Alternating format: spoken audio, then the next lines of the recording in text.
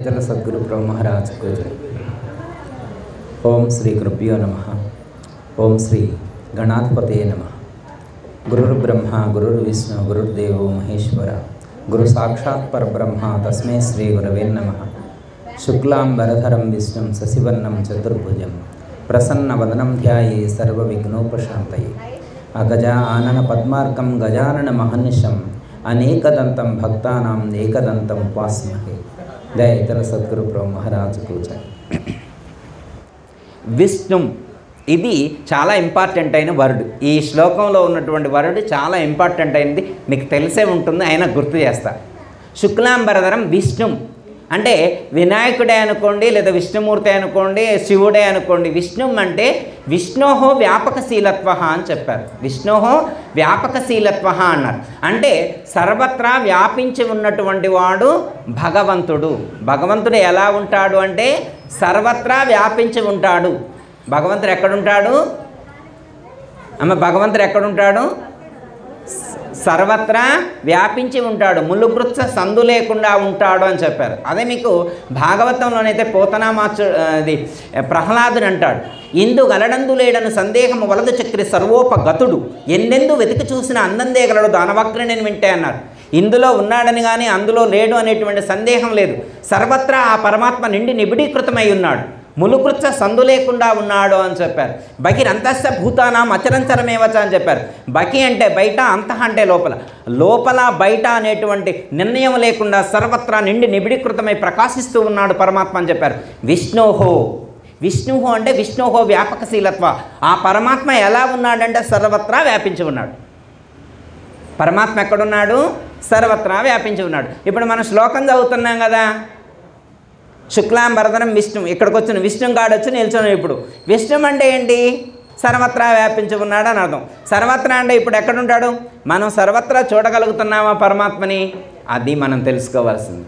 ఇప్పుడు పరమాత్మ సర్వత్రా ఉన్నాడని తెలుసుకోవడం ఫస్ట్ కాన్సెప్టు, తర్వాత సర్వత్రా దర్శించటం సెకండ్ కాన్సెప్ట్. అంటే ఫస్ట్ థియరీ తెలుసుకోవాలా, తర్వాత ప్రాక్టికల్.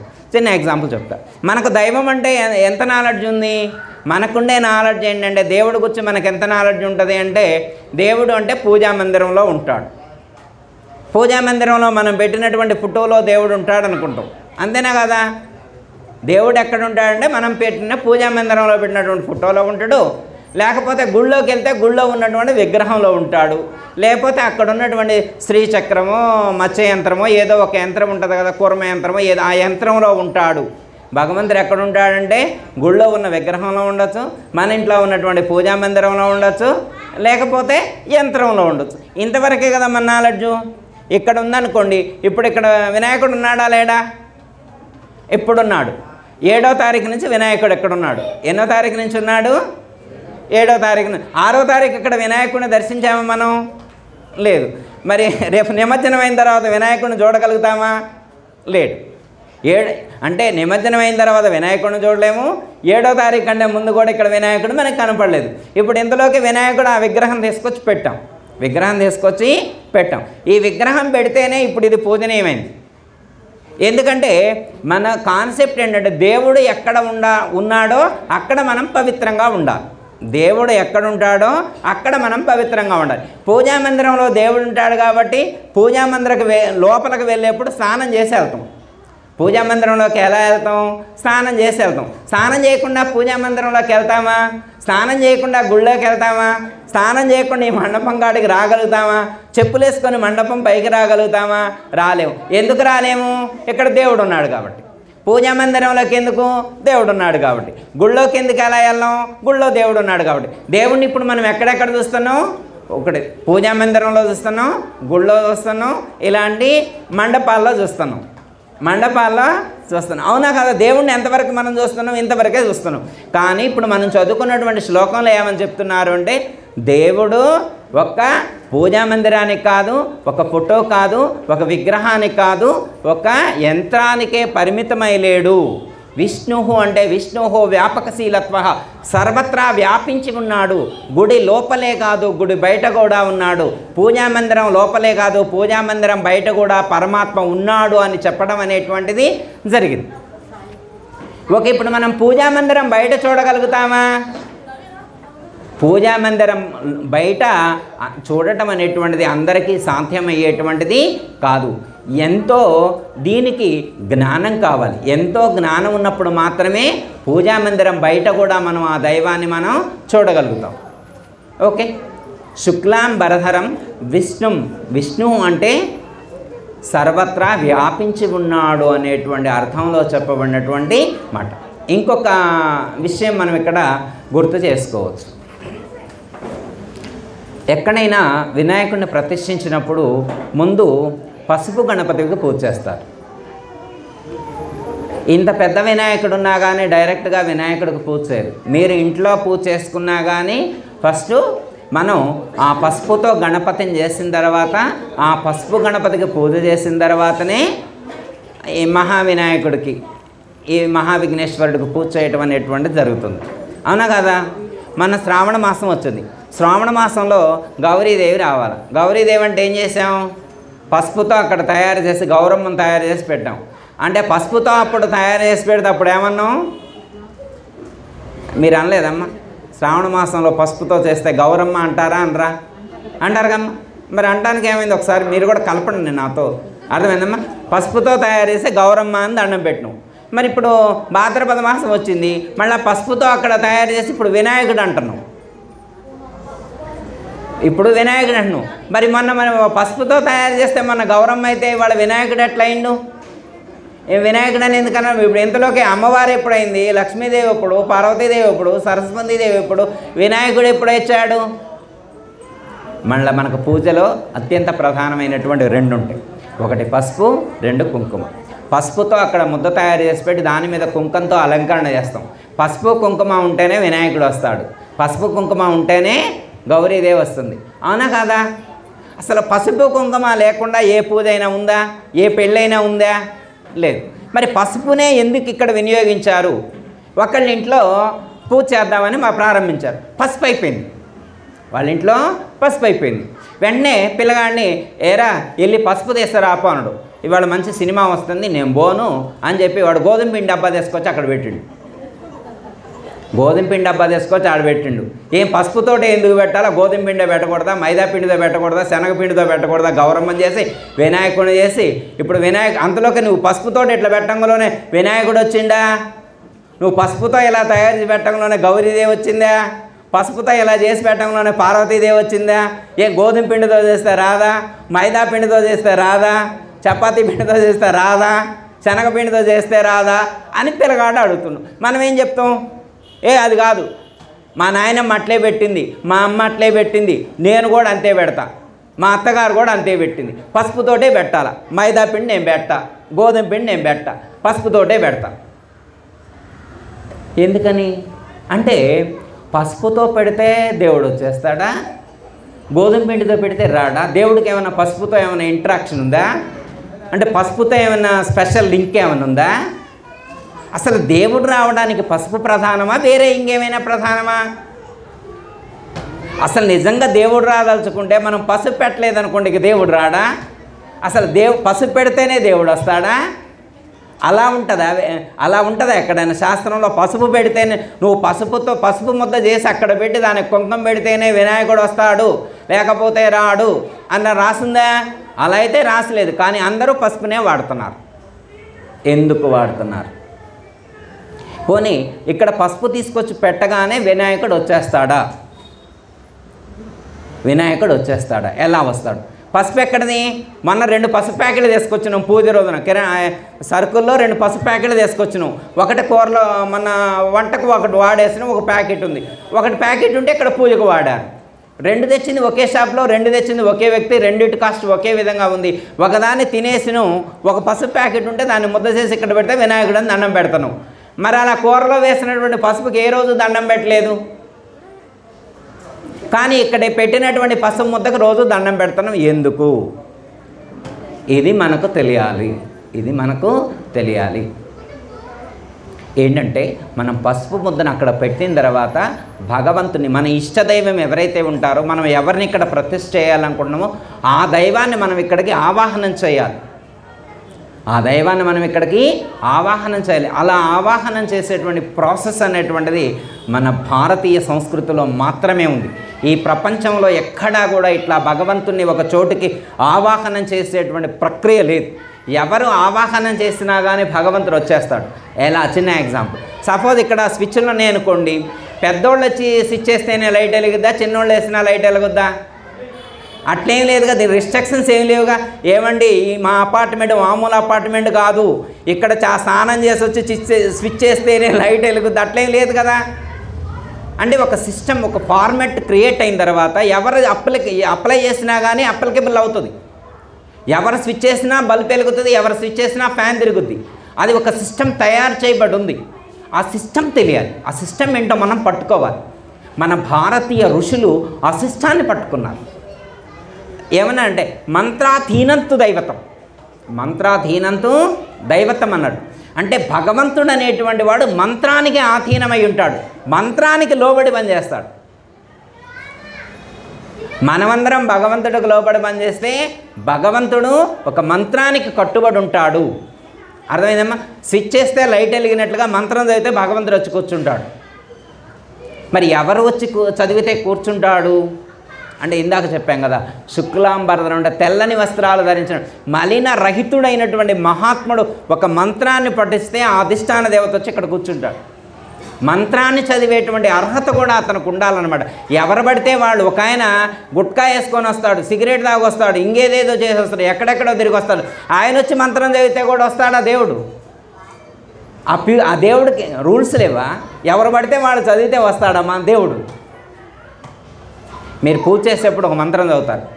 ఆగమార్థంతు దేవానాం గమనార్థంతు రాక్షసాం కురు గంటారవంతత్ర దేవత ఆహ్వాన లాంఛనం అని చెప్పి పూజ చదివేప్పుడు ఫస్ట్ మంత్రం చదువుతారు.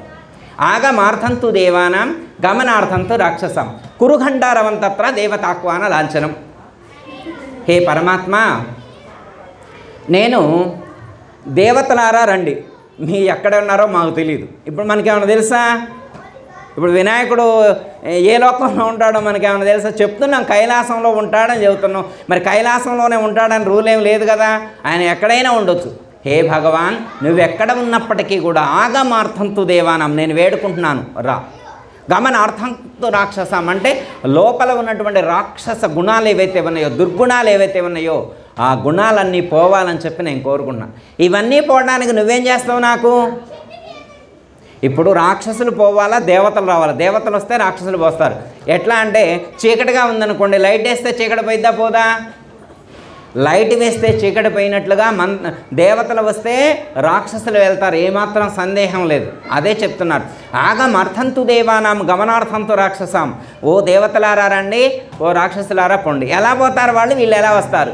నువ్వేం చేస్తావు వాళ్ళు రావాలంటే? సపోజ్ ఉదాహరణకి ఈ ఏరియా ఎమ్మెల్యేని రమ్మంటే వస్తాడా?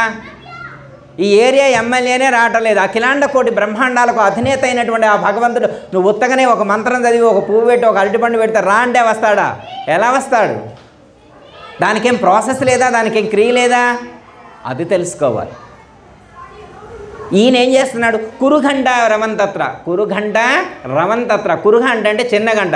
మనకేమన్నా ఇక్కడ పూజా మందిరంలో పెద్ద పెద్ద గంటలు ఉంటాయా? కురు అంటే చిన్న, ఘంట అంటే చిన్న ఘంట, రవం అంటే శబ్దం. చిన్న గంటతో నేను శబ్దం చేస్తాను, అంతకంటే నేనేమీ లేను. నేను నీకు అంతకంటే ఏం చేయలేను. మీకు వినే ఉంటారు, కంచు గంట అనేది ఉంటుందన్నమాట. ఏ గంటలు పడితే ఆ గంటలు వాడుతున్నారు ఇప్పుడు. కానీ ఎలాంటి గంట వాడాలి అంటే కంచుతో చేసినటువంటి గంటను ఒక రిథమిక్గా శబ్దం చేసినప్పుడు ఆ లోపల ఉన్నటువంటి నెగిటివ్ ఎనర్జీస్ అన్నీ పోతాయి, ఒక పాజిటివ్ ఎనర్జీ అనేటువంటిది ఫామ్ అవుతుంది అనే ఉద్దేశంతో మన పూర్వీకులు కంచు గంట వాడాలి అనే ఉద్దేశంతో దేవాలయాల్లో కంచు గంట పెట్టారు. ఇది మానసిక ఏకాగ్రతకు కానీ ధ్యానానికి కానీ ఉపకరిస్తుంది, నెగిటివ్ ఎనర్జీస్ పోవడానికి కూడా దోహదం చేస్తుంది. ఓకే, అర్థమైంది కదా. ఇప్పుడు ఏమర్థమవుతుంది? దేవతలు రావాలంటే ఎవరు చెప్తే వాళ్ళు వస్తారా? మంత్రాధీనంత దేవతం అన్నారు, మంత్రం చదివితే దేవుడు వస్తాడు అన్నారు. ఇప్పుడు మనం మంత్రం చదివితే దేవుడు వస్తాడా రాడా? ఇప్పుడు మనం ఉన్నామనుకోండి, ఇక్కడ అన్నమయ్య కూర్చున్నాడు, శ్రీరామదాస్ కూర్చున్నాడు, తులసీదాస్ కూర్చున్నాడు. ఇప్పుడు వాళ్ళు చదివితే దేవుడు వస్తాడా రాడా? మీరాబాయి ఉంది, మంత్రం చదివితే వస్తా రాదా? మీరాబాయి మంత్రం చదివితే దేవుడు వస్తాడు. మరి అలాగే మనం చదివితే కూడా దేవుడు వస్తాడా? ఆగస్యానంత దేవేశ భోగ మోక్షప్రదాయక నా కేశముఖలోకేశ వందితాం కృద్వయాంబుజ. హే భగవాన్, నువ్వు వచ్చి ఇక్కడ మేము ఏదైతే పీఠాన్ని ఏర్పాటు చేసినామో ఆ పీఠమునందు నీవు ఆసీనుడవై ఉండు తండ్రి. ఆసీనుడవై ఉండి మేము ఎన్ని రోజులు, 5 రోజులైతే 5 రోజులు, 9 రోజులైతే 9 రోజులు, 11 రోజులు, ఎన్ని రోజులు మేము ఇక్కడ నిలుపుకుంటామో అన్ని రోజులు నీవు ఇక్కడే నిలిచి ఉండి మా యొక్క కోరికలు తీర్చి మమ్మల్ని అనుగ్రహించి మా యొక్క దోషాలను మన్నించి మాకు సకల సౌభాగ్యాలను ప్రసాదించు తండ్రి అని చెప్పి వేడుకోవడం అనేటువంటిది జరుగుతుంది. అవునా కాదా? అంటే మంత్రం చదివేటువంటి వాళ్ళు, అంటే మంత్రం చదివితే భగవంతుడు వస్తాడన్నప్పుడు మంత్రం చదివేటువంటి వాళ్ళకు కూడా ఆ ప్యూరిటీ ఉండాలి అనేటువంటి విషయాన్ని చెప్తూ ఉన్నారు. చిన్న ఎగ్జాంపుల్ ఒకటి చెప్తా. ఇప్పుడు శంకరాచార్యుల వారు ఈ తిరుపతిలో కానీ, కాళహస్తిలో కానీ, కాశీలో కానీ కొన్ని ప్రదేశాల్లో శ్రీచక్ర యంత్రాన్ని ప్రతిష్ఠించారు. అర్థమైందమ్మా? ఏ యంత్రాన్ని ప్రతిష్ఠ చేశారు? శ్రీచక్ర యంత్రాన్ని ప్రతిష్ఠ చేశారు, తిరుపతిలో ప్రతిష్ఠ చేశారు. మరి లోకంలో తిరుపతి దేవాలయం కంటే పెద్ద దేవాలయాలు ఎన్ని లేవు. పెద్ద పెద్ద విశాలమైనటువంటి దేవాలయాలు చాలా ఉన్నాయి, కానీ అన్ని చోట్ల జనం వెళ్ళరే. దేవాలయం పెద్దగా ఉందా చిన్నదా ఉన్నదా అన్నది ప్రధానం కాదు, అక్కడ దైవశక్తి ఎంత ఉన్నది అనేటువంటిది ప్రధానం. కానీ మరి శంకరాచార్యుల వారు ఎక్కడ ప్రతిష్ఠ చేశారో అక్కడ ఖచ్చితంగా అధికమైనటువంటి శక్తి కలిగి ఉంది. ఆ క్షేత్రాలన్నీ కూడా అపారమైనటువంటి శక్తితో పరిఢవిల్లుతూ ఉన్నాయి. ఆ క్షేత్రాలను దర్శించినటువంటి వాళ్ళందరూ కూడా అపారమైనటువంటి శక్తి ప్రాప్తించి వాళ్ళకున్నటువంటి సమస్త దోషాలను పోగొట్టుకుంటున్నారు. అంటే ఏంటి అర్థం? అంటే ఒక పవిత్రమైనటువంటి మనస్సుతో మంత్రాన్ని పఠించినప్పుడు ఆ దైవం అనేటువంటి ఆ శక్తి ఇక్కడొచ్చి ప్రతిష్ఠితమై మనల్ని అనుగ్రహిస్తుంది అంటానికి తార్కాణం. మీరు ఇంకోటి వినే ఉంటారు, ఎక్కడైనా అశుచిగా ఉన్నప్పుడు, అశౌచం ఉన్నప్పుడు ప్యూరిఫై చేయడం కోసం, ఆ పవిత్రతను సిద్ధింపజేయడం కోసం మంత్రం చదివి నీళ్లు చల్లుతారు. సంప్రోక్షణ అంటారు, మీరు వినే ఉంటారు. సంప్రోక్షణ అంటారు. సంప్రోక్షణ చేసేప్పుడు మంత్రం చదువుతారు. అపవిత్ర పవిత్రోవా సర్వావస్థాంగతోపివా స్మరేత్ పుండరీకాక్షం సభాభ్యంతర శుచి అన్నారు. ఏంటి అర్థం? అపవిత్ర పవిత్రోవా సర్వావస్థాంగతోపివా స్మరేత్ పుండరీకాక్షం సభాభ్యంతర శుచి అన్నారు. చూడండి, మనం ఇంట్లో ఉన్నటువంటి ఒక గ్లాస్ తీసుకొని నీళ్ళు తీసుకొని మన ఇంట్లో ఉన్నటువంటి పసుపే కలుపుకొని మన ఇంట్లో ఉన్నటువంటి తమలపాకు కలుపుకొని ఇంటి నిండా నీళ్ళు చల్లుతాం. ఈ శ్లోకం చదువుకుంటూ, ఈ మంత్రం చదువుకుంటూ అపవిత్ర పవిత్రోవా సర్వావస్థంగతోపి వా స్మరేత్ పుండరీకాక్షం సభాభ్యంతర శుచి అని నీళ్లు చల్లుతాం. ఇప్పుడు మరి నీళ్లు మనీ పసుపు మందే ఆకు మందే చల్లేది మనమే. ఇప్పుడు పవిత్రత వచ్చేసిందా? ఎలా వచ్చింది? పవిత్రత దేని వల్ల వచ్చింది? నీళ్ల వల్ల వచ్చిందా? మంత్రం వల్ల వచ్చిందా? పవిత్రత అనేటువంటిది మంత్రం ద్వారా ప్రాప్తిస్తుంది, మంత్రం ద్వారా సిద్ధిస్తుంది. ఈ ప్రపంచంలో మలినం లేనటువంటిది, మలినం అంటనటువంటిది మంత్రం. ఇప్పుడు మంత్రాన్ని మనం దేంతో చదువుతాం? నోటితో చదువుతాం. మంత్రాన్ని నోటితో చదువుతాం, కానీ నోట్లో తడి అంటది మంత్రానికి, శబ్దానికి తడి అంటది. కాబట్టి మంత్రాన్ని మలినం చేసేటువంటి పదార్థం కానీ వస్తువు కానీ ఈ ప్రపంచంలో లేదు. మంత్రం అయితే మలినం కాదు, కానీ ఎవరైతే మంత్రాన్ని పఠిస్తారో వాళ్ళని మాత్రం శుద్ధి చేస్తుంది, పవిత్రులను చేస్తుంది. అందులో ఏమాత్రం కూడా సందేహించవలసినటువంటి అవసరం లేదు. ఓకే, అర్థమైందమ్మా? శుక్లాంబరధరం విష్ణు. విష్ణు అంటే పరమాత్మ సర్వత్రా వ్యాపించి ఉన్నాడు. సర్వత్రా వ్యాపించి ఉన్నటువంటి పరమాత్మను మనం ఇక్కడికి తీసుకొచ్చి ఒకచోట ఆవాహనం చేసి, ఒకచోట ఒక సింహాసనాన్ని ఏర్పాటు చేసి, లేదా ఒక విగ్రహాన్ని ఏర్పాటు చేసి, లేదా ఒక కలశాన్ని ఏర్పాటు చేసి, పరమాత్మ నీ విందులో ఉండు, ఇన్ని రోజుల వరకు ఉండు అని చెప్పి మనం రోజు పూజ చేస్తున్నాం. ఓకే, ఇప్పుడు పరమాత్మ ఇక్కడ ఉన్నాడని నమ్ముతున్నారా లేదా మీరు?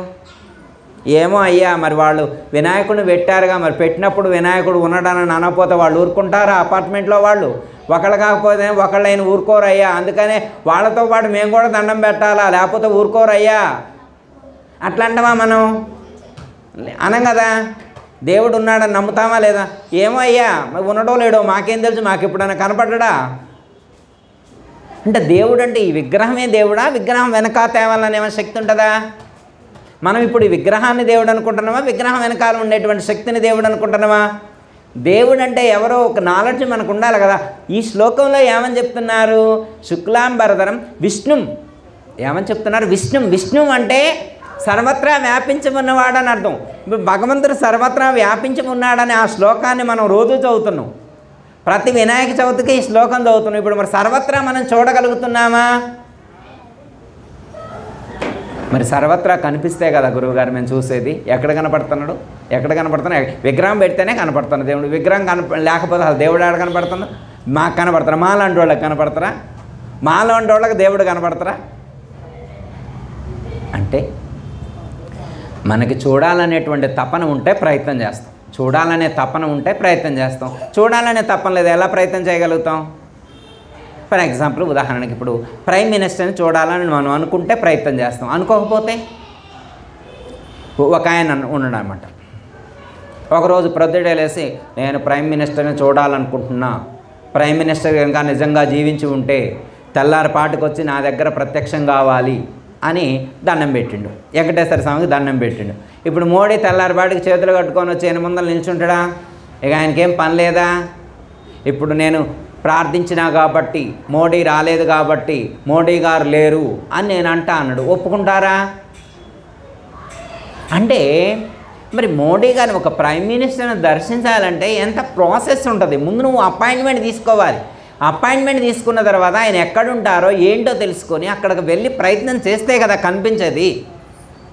అలాగే దైవాన్ని దర్శించాలంటే కూడా ఒక ప్రాసెస్ ఉంటుంది. ఒక దేశానికి ప్రధాని అయినటువంటి ఒక ప్రధానమంత్రిని దర్శించడానికే నీకు కుదరట్లేదు, అలాంటిది అఖిలాండ కోటి బ్రహ్మాండాలకు అధిష్టానమైనటువంటి భగవంతుని దర్శించాలంటే ఎలా? కళ్ళు మూసుకొని ఓ దేవుడా నువ్వు నిజంగా ఉంటే నాకు ప్రత్యక్షంగా నా కళ్ళకు కనబడితేనే నేను ఒప్పుకుండా, నాకు కనిపించకపోతే నేను ఒప్పుకోనని నన్ను అనుకోమ్మా. ఇప్పుడు ఈయన ఒప్పుకోకపోతే ఆయన దేవుడు కాడా? ఇప్పుడు ఒక ఆయన దేవుడు నాకు కనపడలేదు కాబట్టి నేను ఒప్పుకోను అన్నాడు.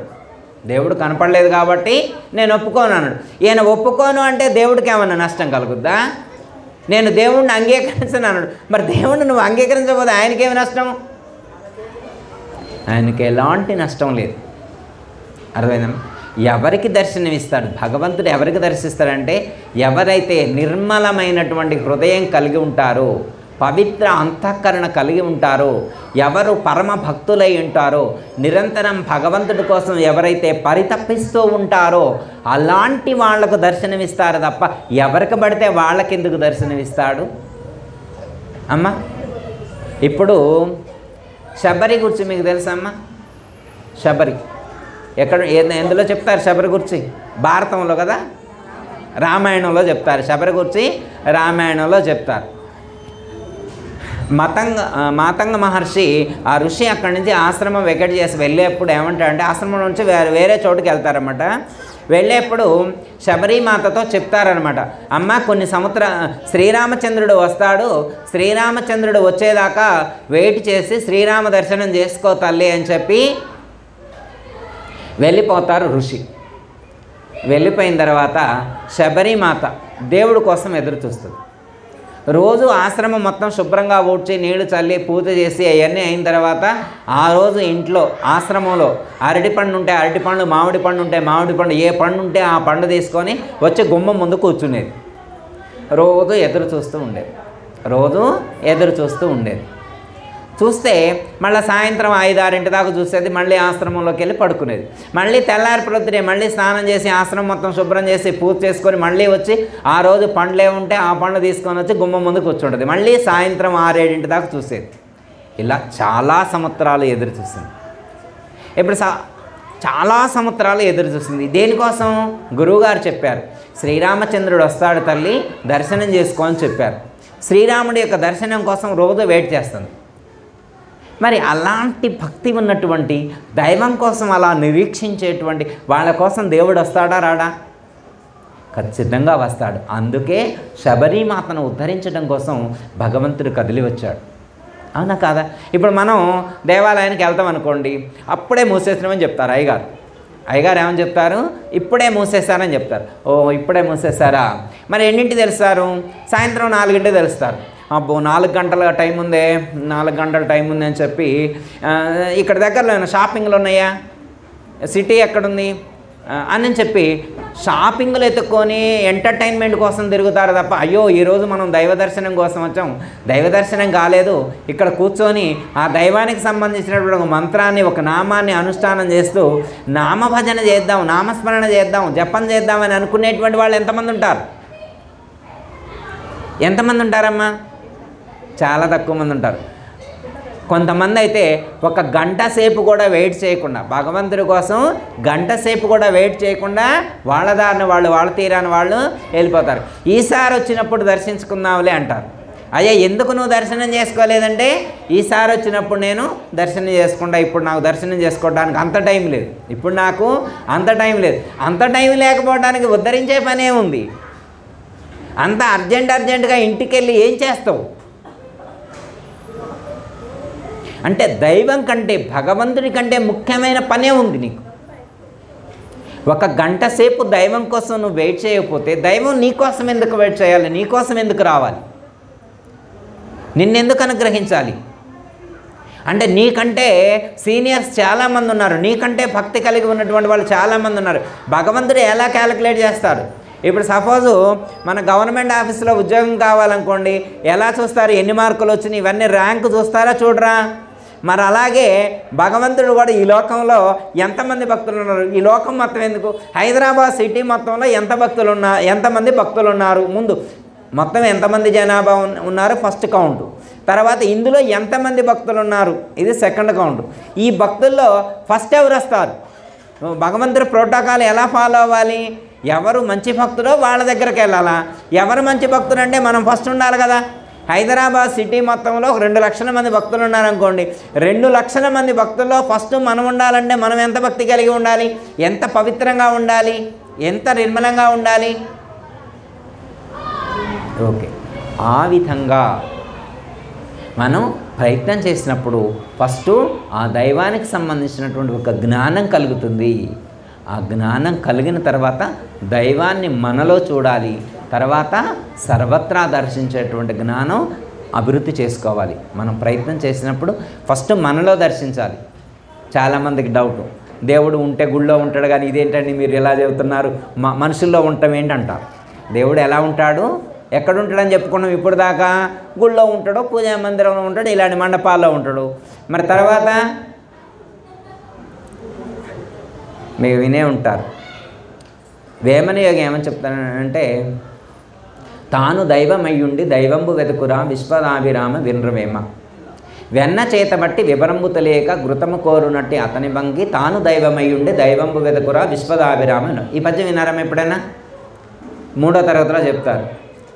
వెన్న చేతబట్టి వివరంబు తెలియక ఘృతము కోరునట్టి అతని భంగి, తాను దైవమయ్యుండి దైవంబు వెతుకురా విశ్వదాభిరామను. అంటే దైవం తనలోనే ఉన్నాడు అనేటువంటి జ్ఞానం కలగాలి. తనలోనే ఆ దైవాన్ని దర్శించేటువంటి ప్రయత్నం చేసినటువంటి వాళ్ళు దర్శించగలుగుతారు. తనలో దర్శించినటువంటి వాళ్ళు సర్వత్రా దర్శించగలుగుతారు. అలాంటి జ్ఞానాన్ని పెంపొందించుకునేటువంటి ప్రయత్నం చేయాలి. అలాంటి వాళ్ళకు చెప్పారు. ఇక్కడ ఏమని చెప్తున్నారు? శుక్లాం భరధరం విష్ణుం, అంటే సర్వత్రా వ్యాపించి ఉన్నాడు. సర్వత్రా ఉన్నాడు అంటే మనలో కూడా ఉన్నాడు అనేటువంటి జ్ఞానం మనకి కలగాలి. చిన్న ఎగ్జాంపుల్ ఒకటి, మనలో దైవం ఉన్నాడు అనే దానికి చిన్న ఎగ్జాంపుల్ మీకు తెలిసే ఉంటుంది, ఆయన ఒకసారి గుర్తు చేస్తా. భగవంతుడు మనలో ఉన్నాడు అనే దానికి అంటే మనకి అర్థం కావడం కోసం అందరూ అంటే ఆత్మ ఉందంటారు. మనలో ఏముంది? ఆత్మ ఉంది. విన్నారమ్మ ఎప్పుడైనా? మనలో ఆత్మ ఉంది అని విన్నారా? ఇంకా ఇది అర్థం కాకపోతే కొంతమంది ప్రాణం అంటారు. మనలో ఏముంది? ప్రాణం ఉంది అంటారు. కొంతమంది అయితే ప్రాణం పోయిద్ది అంటారు. ప్రాణం పోతుంది అంటారు. పోతుందా పోదా? మనకేం తెలుసు ప్రాణం పోయే సంగతి? మన చుట్టాలు ఎవరికైనా ప్రాణం పోయిన వాళ్ళని ఎప్పుడైనా చూసినామమ్మా? మా చుట్టాలు ఎవరికి ఇంతవరకు ప్రాణం పోలేదండి గురువుగారు, అందరు ప్రాణాలతోటే ఉన్నారు, మా ముత్తాత కాడి నుంచి మా తాత కాడి నుంచి అందరు ప్రాణం పోకుండా ఉంటుందేమో. ఉన్న ప్రాణం ఇందులో ప్రాణం ఉంది లేదండి అనే సంకేతం ఏంటంటే ప్రాణం పోయిన వాళ్ళు కూడా ఉంటారుగా. అమ్మయ్య, ఒకవేళ ఎప్పుడైనా ఎవరైనా ప్రాణం పోయిన వాళ్ళు ఉంటే వాళ్ళ దగ్గర మనం నిల్చొని చూసినాం అనుకోండి, సార్ నిల్చొని చూసినాం అనుకోండి, ఆ ప్రాణం ఆత్మ అనుకోండి. ఆత్మ అంటారు కొంతమంది, ఆత్మ వెళ్ళిపోయింది అంటారు, ప్రాణం వెళ్ళిపోయింది, రకరకాల పదాలు వేరే ఉండొచ్చు. ఓకే, ఇప్పుడు అక్కడ నిల్చొని మనం ఒక 2 నిమిషాలు తీక్షణంగా చూసినాం అనుకోండి, కళ్ళు ఉంటాయా ఉండవా? అక్కడ పడుకొని పెట్టినటువంటి బాడీకి ఉంటాయా ఉండవా? కళ్ళు ఉంటాయి. మనకు కళ్ళు ఉన్నాయి. వాళ్ళకి చెవులు ఉంటాయా ఉండవా? మనకున్నాయా లేవా? ఓకే, మనకు ముక్కు ఉంది, వాళ్ళకు కూడా ముక్కు ఉంది. మన ముక్కులో గాలి ఆడుతుంది, వాళ్ళ ముక్కులో గాలి ఆడట్లేదు. అవునా కదా? మనం చెయ్యి ఎట్లంటే ఎత్తగలుగుతున్నాం, వాళ్ళ చెయ్యి ఎత్తగలుగుతారా? ఎత్తగలగట్లేదు. అంతకు ముందు రోజు వరకు కూడా ఆయన చూడగలిగిండు, మనలాగే చూడగలిగిండు, మనలాగే వినగలిగిండు, మనలాగే ఉచ్ఛ్వాస నిశ్వాసాలు జరిపిండు, ముక్కుతో వాసన ఎరగలిగిండు, కిడ్నీ ఫంక్షనింగ్ అయింది, హార్ట్ ఫంక్షన్ అయింది, లివర్ ఫంక్షన్ అయింది, లంగ్స్ ఫంక్షన్ అయింది, బ్రెయిన్ ఫంక్షన్ అవుతుంది. సమస్తం బాడీ మొత్తం కూడా, నర్వస్ సిస్టమ్ మొత్తం కూడా 72,000 నాడులన్నీ కూడా యాక్టివేషన్లో ఉన్నాయి. నిన్నటి వరకు కూడా ఉన్నాయి. కానీ ఇవాళ ఏ ఆర్గాన్ కూడా యాక్టివ్గా లేదు. బాడీ సిస్టంలో ఏ ఆర్గాన్ యాక్టివ్గా లేదు, ఏమీ పనిచేయట్లేదు. అన్నీ ఉన్నాయా లేవా ఆ బాడీలో? మరి మన బాడీలో ఉన్నాయని యాక్టివ్లో ఉన్నాయి, వాళ్ళ బాడీలో ఉన్నాయని యాక్టివ్గా లేవు. ఎందుకు లేవు? వాళ్ళ బాడీలో ఎందుకు యాక్టివ్గా లేవు? ఏం తేడా ఉంది? మనకి వాళ్ళకి ఉన్న డిఫరెన్స్ ఏంటి? వాళ్ళలో ఏం లేదు, ప్రాణం లేదు. వాళ్ళలో ఏం లేదు, ప్రాణం లేదు. ప్రాణం అంటే ఏంటి? గాలేనా?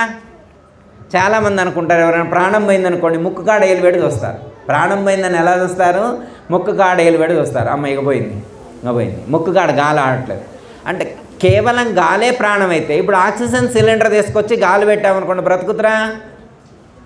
మరి ప్రాణశక్తి అంటే, ప్రాణవాయువు అంటే ఆక్సిజనే కదా. ఇప్పుడు అలా గాలి ఎవరికైతే ఆడట్లేదో వాళ్ళల్లో ఆక్సిజన్ సిలిండర్ తీసుకొచ్చి ఇప్పుడు ఆక్సిజన్ పంపించామనుకోండి, బ్రతకగలుగుతాడా? యాక్టివేట్ అవుతుందా? లేదు.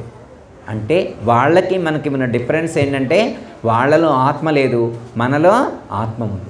వాళ్ళలో ఆత్మ లేదు, మనలో ఆత్మ ఉంది. అయితే వాళ్ళలో లేనటువంటి ఆత్మ, మనలో ఉన్నటువంటి ఆత్మ ఏమిటి అనేటువంటి దాన్ని గుర్తెరిగి, మనలో ఉన్నటువంటి ఆత్మను గురించి మనం జీవించి ఉన్నప్పుడే తెలుసుకుంటే, అప్పుడు సర్వత్రా వ్యాపించి ఉన్నటువంటి ఆ విష్ణు తత్వాన్ని, సర్వత్రా వ్యాపించి ఉన్నటువంటి ఆ తత్వాన్ని మనం గుర్తించగలుగుతాము అని చెప్పి ఇక్కడ చెప్పడం అనేటువంటిది జరుగుతుంది. ఓకే, ఇప్పుడు అర్థమైంది కానీ, శుక్లాంబరధరం విష్ణుం శశివర్ణం. ఆయన ఎలా ఉంటాడు? శశివర్ణం. శశి అంటే అమ్మా, శశివర్ణం అంటే, శశి అంటే ఏంటి?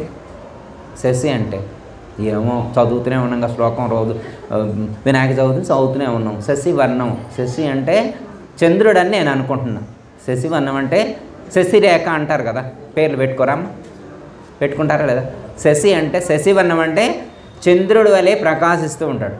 కానీ దైవం ఎలా ఉంటాడు అనే దానికి భగవద్గీతలో ఏం నిర్వచనం చెప్పారంటే, భగవద్గీతలో ఆదిత్యవర్ణం తమసా పరస్తాత్ అని చెప్పారు. భగవద్గీతలో ఏమని చెప్పారు? భగవంతుడు ఎలా ఉంటాడు అంటే ఏమని చెప్పారు? ఆదిత్యవర్ణం తమసా పరస్తాత్ అని చెప్పాడు. సూర్యుడు ఎలా ప్రకాశిస్తూ ఉంటాడో అలా ప్రకాశిస్తూ ఉంటాడు అని చెప్పారు. భగవద్గీతలో ఇంకో మాట, దైవాన్ని గురించి ఒక మాటలో చెప్పని చెప్పి అర్జునుడు అడుగుతారు.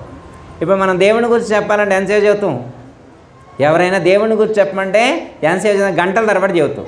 కానీ అర్జునుడు లెంతీ చెబితే నాకు కుదరదు, నువ్వు గంట సేపు చెబితే కుదరదు, ఒక్క మాటలో చెప్పంటాడు. దైవాన్ని గురించి ఒక్క మాటలో చెప్పు అంటే అర్జునుడికి శ్రీకృష్ణ పరమాత్మ ఏమని చెప్తాడంటే, అక్షరం బ్రహ్మ పరమం అని చెప్పారు. అక్షరం బ్రహ్మ పరమం అని చెప్పారు. అంటే నాశరహితమైనటువంటి, నశించినటువంటి వాడు ఎవరైతే ఉన్నారో అతడు దేవుడు అని చెప్పారు. నాశం లేనటువంటిది అంటే మార్పు చెందనటువంటిది. మారే శరీరంలో మార్పు చెందకుండా ఉన్నటువంటి ఆత్మ ఏదైతే ఉన్నదో, ఆ ఆత్మ ఏదైతే ఉన్నదో అదే పరమాత్మ యొక్క స్వరూపము. ఆ పరమాత్మ యొక్క స్వరూపం ఎలా ఉంటుంది అంటే శశివర్ణం అని చెప్పారు. ఇక్కడ మనకి ఈ శ్లోకంలో శుక్లాంబరధరం శ్లోకంలో సూర్యుడితో పోల్చలేదు. మామూలుగా జనరల్గా భగవద్గీతలో కానీ శ్వేతాశ్వేత ఉపనిషత్తులో కూడా ఆదిత్యవర్ణం అని చెప్పారు, సూర్యుని వలె ప్రకాశిస్తూ ఉంటాడని చెప్పారు. కానీ ఇక్కడ చంద్రుడితో పోల్చారు. చంద్రుడితో ఎందుకు పోల్చారు అంటే, సూర్యుడిలో టెంపరేచర్ ఉంటుంది. ఒక్కోసారి ఎండాకాలం వచ్చిందనుకోండి, ఆ తాపాన్ని మనం భరించలేము. తాపాన్ని మనం ప్రకాశవంతంగా ఉండొచ్చు, కానీ ఎండాకాలం వస్తే సూర్యుడిని మనం చూడలేము. కానీ చంద్రుడిని మీరు ఎనీ టైం ఎప్పుడైనా చూడొచ్చు. చంద్రుడిని మీరు పౌర్ణమి రోజు ఎంతసేపు అయినా చంద్రుడిని చూడొచ్చు. అంటే చంద్రుడు ఎలా చల్లగా వెలుగుతూ ప్రకాశిస్తూ ఉంటాడో, ఆ యొక్క స్వామి విఘ్నేశ్వరుడు కూడా అలా చల్లగా చంద్రుని వలె ప్రకాశిస్తూ ఉంటాడు అని చెప్పడం అనేటువంటిది జరిగింది. ఓకే, అర్థమైంది అమ్మ. శుక్లాంబరధనం విష్ణుం శశివర్ణం చతుర్భుజం. ఆయనకి ఎన్ని చేతులు ఉంటాయి? 4 భుజాలు ఉంటాయి. 4 భుజాలు ఎందుకండి గురువుగారు? ఆయనకి 2 చేతులు సరిపోతాయిగా. మీరు అమ్మవారిని చూసారనుకోండి, అష్టభుజి అంటారు. అర్థం? అష్టభుజి అంటే ఏంటి? 8 చేతులు ఉంటాయి. మనకు 2 చేతులే సరిపోతున్నాయి. మనకు 2 చేతులే సరిపోతుంది. మరి వాళ్ళకి అన్ని చేతులు ఎందుకండి? ఎప్పుడైనా ఆలోచించినవా? దేవుళ్ళకి 4 చేతులు దేవుడు, 4 తలకాయల దేవుడు, 3 కళ్ళ దేవుడు విన్నారా ఎప్పుడైనా? 3 కళ్ళు ఉన్న దేవుడిని ఎప్పుడైనా విన్నారా మీరు? 3 కళ్ళు ఉంటాయి ఆ దేవుడికి. ఏం పేరు ఆ దేవుడి పేరు? శివుడు. ఆ దేవుడికి 3 కళ్ళు. మనకెన్ని ఉన్నాయి? 2. ఆయనకు 2 అంటే ఎక్స్ట్రా క్వాలిఫికేషన్ ఉంది ఆ దేవుడికి. మనకెన్ని చేతులు ఉన్నాయి? 2. మరి ఈ దేవుడికి చతుర్భుజం. ఈ శ్లోకంలో మాత్రం శుక్లాంబరధరం విష్ణుం శశివర్ణం చతుర్భుజం, 4 చేతులు ఉన్నాయి. ఈ దేవుడికి ఎన్ని చేతులు ఉన్నాయి? 4 చేతులు ఉన్న దేవుడు. ఒక ఆయనకు 4 తలకాయలు ఉన్నాయంట ఒక దేవుడికి. మీకేమైనా తెలుసా? 4 తలకాయలు ఉన్న దేవుడు బ్రహ్మదేవుడు. ఆయనకి ఎన్ని తలకాయలు ఉంటాయి? 4 తలకాయలు ఉంటాయి. మరి మనకు ఒక్క తలకాయ ఉంటేనే తలనొప్పి వస్తే ఇబ్బంది అవుతుంది. మరి ఆ దేవుడికి 4 తలకాయలు ఉంటే మరి ఎట్లా మెయింటైన్ చేస్తున్నావు మనకి తెలియట్లేదు. మరి 4 తలకాయలు ఉంటే మరి 4 2 8 కళ్ళు ఉంటాయి, 4 2 8 చెవులు ఉంటాయి, 4 2 8 ముక్కలు ఉంటాయి, మరి 4 నాలుకలు ఉంటాయి. ఇవన్నీ ఉంటాయి కదా. మరి ఎట్లా మెయింటైన్ చేస్తున్నారో మనకైతే తెలియదు. ఒక 2 చెవులు ఉండి, 2 కళ్ళు ఉండి, 2 ముక్కలు ఉండి, ఒక్క నాలుక ఉంటే ఈ శరీరాన్ని మెయింటైన్ చేయడమే చాలా కష్టమవుతుంది. చిన్న ప్రాబ్లం వస్తేనే మెయింటైన్ చేయడం కష్టం ఉంది. ఒక్క హెడ్ తోటే తల తట్టుకోలేకపోతున్నాం. మరి 4 హెడ్స్ ఉన్నటువంటి దేవుడు తట్టుకోవడం మామూలు విషయమా? చతుర్భుజం అంటే 4 భుజాలు కలిగి ఉన్నటువంటి వాడు అని అర్థం. అంటే భుజాలు అంటే శక్తికి సంకేతం. అంటే 4 రకాల నాలెడ్జ్ ఉన్నటువంటి వాడిని కూడా చతుర్భుజుడు అని చెప్పొచ్చు. 4 చేతులు అంటే మనకి అర్థం కావడం కోసం ఇలా చెప్పారు, కానీ 4 రకాల నాలెడ్జ్ ఉన్నటువంటి వాడు, 8 రకాల నాలెడ్జ్ ఉన్నటువంటి వాడు అట్లా చెప్పుకోవచ్చు. ఓకే, అర్థం. చతుర్భుజం. అందరికీ జై గురు. మరిన్ని ఆధ్యాత్మిక రహస్యాల కోసం అచల బోధ, ఆత్మబోధ, భగవద్గీత, అలాగే పండుగల్లో దాగిన అర్థాలు, అంతరార్థాల కోసం మరియు యోగము, ధ్యానము మొదలైన అనేక ఆధ్యాత్మిక తెలుగు ప్రవచనాల కోసం క్రింద ఉన్నటువంటి రెడ్ కలర్ సబ్స్క్రైబ్ బటన్ను క్లిక్ చేయండి. అలాగే ప్రక్కనే ఉన్నటువంటి గంట సింబల్ను నొక్కండి. అలాగే ఈ వీడియో మీకు నచ్చినట్లయితే లైక్ చేయండి మరియు షేర్ చేయండి. జై గురు.